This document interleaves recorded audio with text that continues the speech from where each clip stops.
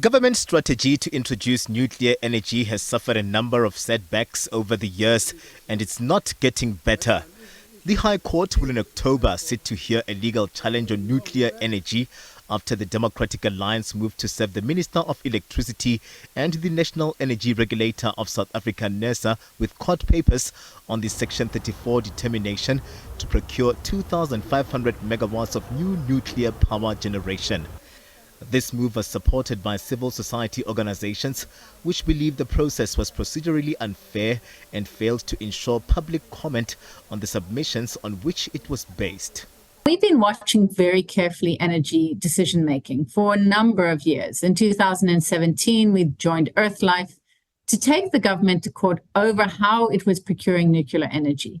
And that was found by the High Courts to be illegal and unconstitutional. And we are now, right now, once again, mounting a legal challenge to say the way that you're talking about bringing in new nuclear energy hasn't had sufficient public participation and consultation, and it's not clear that it fits what was in the IRP 2019. The IRP is one of the technical document government uses. It's a policy document. It's an integrated energy plan. And that plan said we should look at starting to commence the preparations for procurement of nuclear energy at a pace and scale the country can afford. And I think that's the most essential part. What is the pace and scale that the country can afford? This is just one of the many legal challenges on nuclear energy rollout in the country's history. South Africa currently has one nuclear plant, Quebec, under Eskom. It had reached preliminary agreements with Russia, the United States and South Korea to build 8 more plants, but this was also blocked by the Western Cape High Court in 2017, citing procedural failures during the tenure of former President Jacob Zuma. But some organizations say the resistance is unwarranted as the country is left behind and must fast-track the transition to nuclear energy as part of energy security and economic development. Previously, what happened is that people associated a nuclear build with one country.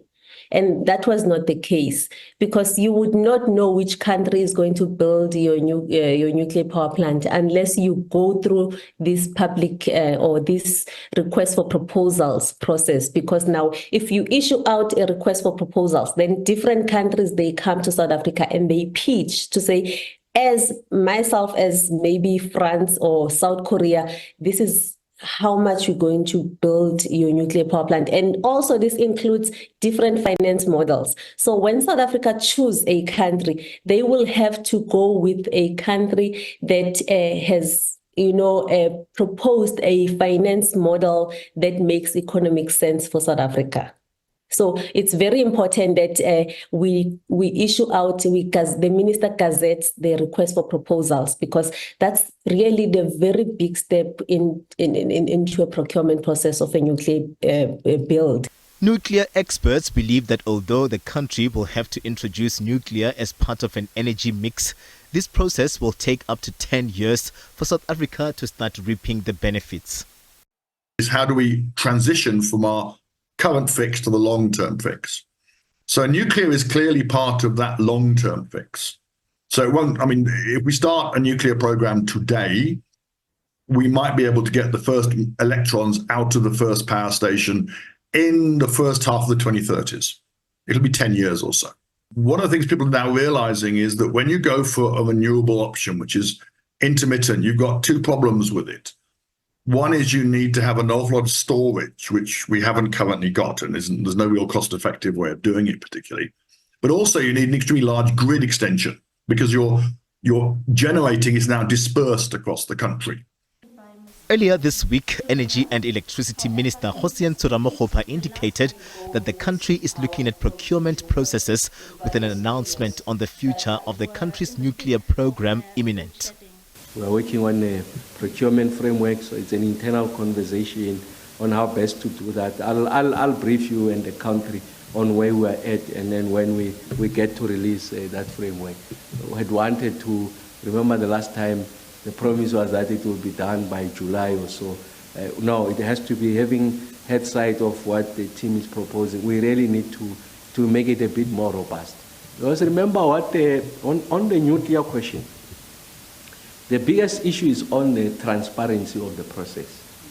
What has soiled this, and people having their own misgivings about the procurement. So the technical and scientific basis of nuclear is established. So the issue is the process of procurement and the transparency in that process. And I say we must build every step of the way, transparency of the process, without compromising the process itself. South Africa has seen over 100 days of no load shedding, and environmental groups say the country must focus on renewable energy to meet its electricity needs and then work on getting processes around the nuclear program right before its introduction. This is a call that government is likely to heed. Katlego Logodi, SABC News in Johannesburg.